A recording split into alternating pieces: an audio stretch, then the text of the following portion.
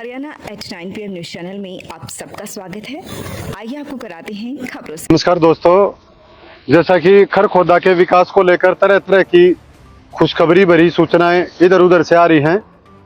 पहले बात चली थी खरखोदा IMT की। हालांकि जो खरखोदा IMT के लिए ज़मीन एक्वायर की गई थी वो वर्ष 2013 में एक्वायर की गई थी और उसके बाद काफ़ी लंबा प्रोसेस चला IMT स्थापित होने में और मारुति कंपनी के यहाँ आने में काफ़ी लंबा वो चला।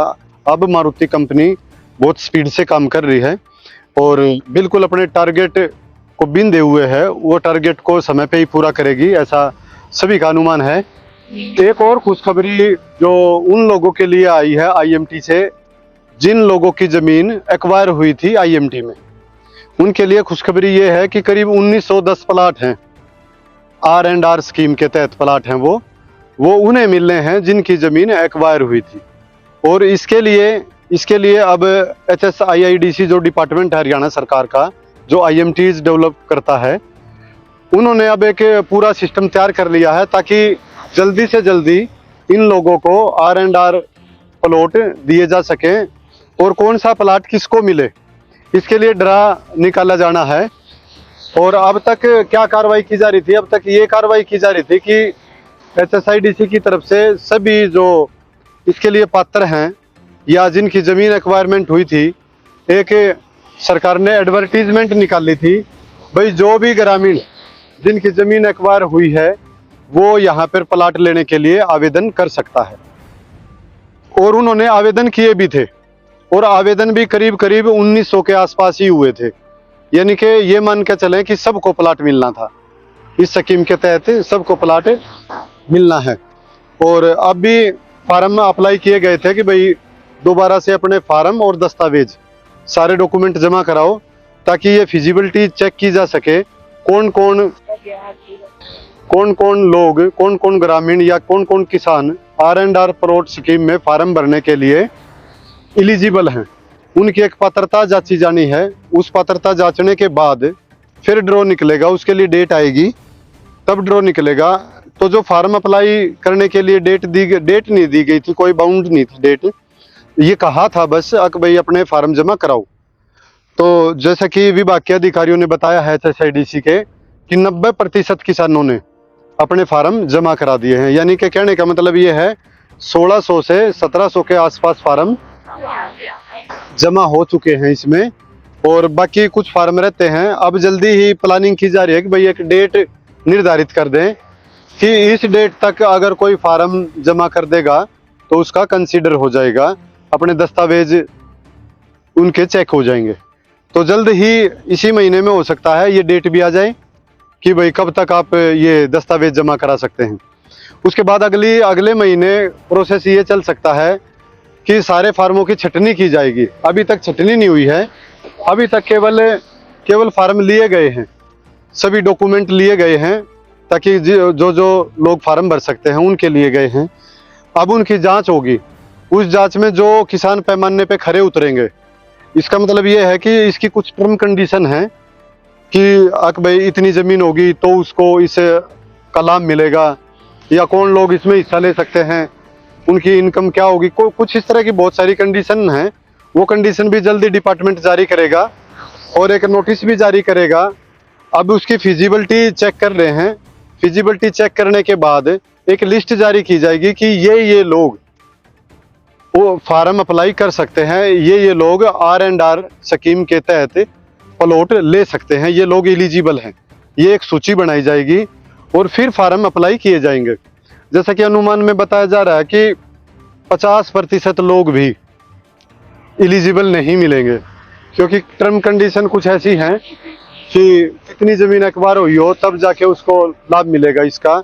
इसके अलावा 10% का अमाउंट जो प्लाट का बनता है वो पहले जमा कराना पड़ेगा। उसके बाद और स्कीम और नियम लागू होंगे। ये कई नियम हैं, वो एक लिस्ट जारी होगी। पहले डिपार्टमेंट एक लिस्ट बनाएगा, उसके ब्याह पे ही होगा। इसके बाद कुछ लोग ऐसे हैं जिन्होंने लगातार HSIDC को शिकायत दी है कि भाई जब एडवर्टीजमेंट निकाली थी R&R प्लॉट के लिए, तब कुछ लोग वंचित रह गए थे, वो समझ नहीं पाए थे क्योंकि बहुत पहले निकाली थी ये। तो उनका कहना है कि गांव के बहुत सारे लोग वंचित रह गए इससे, उनको भी इसमें लाभ मिलना चाहिए। तो सरकार ने उनकी डिमांड को आगे भेजा हुआ है। जैसे ही उनकी डिमांड पे कोई कार्रवाई होगी तो आगे प्लाट उनको भी कंसीडर किया जा सकता है, लेकिन फिलहाल उनको कंसीडर नहीं किया जाएगा। जैसे ही आगे से आदेश आएंगे उसके हिसाब से कार्रवाई की जाएगी। जो ये कार्य देख रहे हैं मंजीत बलारा जी, HSIIDC के स्टेट मैनेजर, उन्होंने बताया है कि भाई प्रोसेस पूरे कानून और नियमों के तहत चला हुआ है। जिनकी फिजिबिलिटी बनेगी उनकी लिस्ट जारी होगी और जैसे जैसे आगामी आदेश आते जाएंगे वैसे वैसे ड्रा निकाल के पोजीशन दी जाएगी। खरखुदा IMT में प्लाट लेने का सुनहरा अवसर।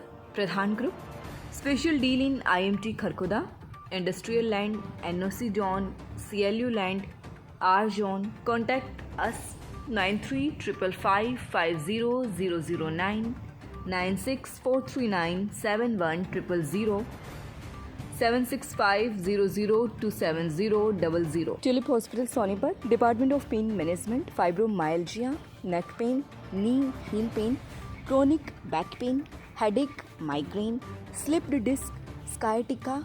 Consult doctor Rachit Gupta. For more information please contact 705651111।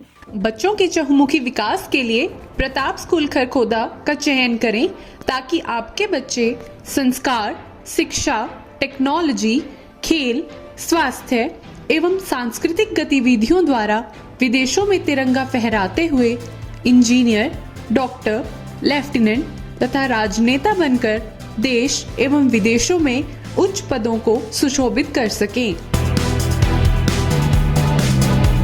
मेरा नाम संगीता है। मैं D2+ BTCT मैथ्स के लिए प्रिपेयर कर रही हूँ। मुझे 3 महीने हो गए इस लाइब्रेरी में। फैसिलिटी बहुत अच्छी है, लाइटिंग और हर सीट पे लैपटॉप है, पानी की AC भी लगा हुआ है, माहौल अच्छा है। और जैसे गर्ल्स के लिए स्पेशल लाइब्रेरी है, बस कंफर्टेबल है हमारे लिए माहौल भी, और कोई अननेसेसरी डिस्टर्बेंस भी नहीं है।